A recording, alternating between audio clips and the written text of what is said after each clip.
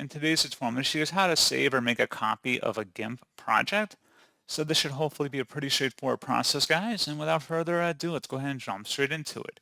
So what you have to do is open up GIMP and select the File tab at the top left, and then go down and select where it says Save a Copy. Save a copy of this image without affecting the source file of the current state of the image. Select Save a Copy. Save it to wherever you want on your device. I'm just going to have it set to the desktop here. I'm just going to type in copy in the name of the file and then select save. And then if we were to navigate to our desktop, there should be a copy here.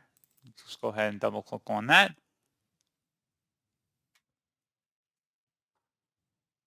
And that's pretty much it. So as always, thank you guys for watching this brief tutorial. I do hope that was able to help you out, and I do look forward to catching you all in the next tutorial. Goodbye.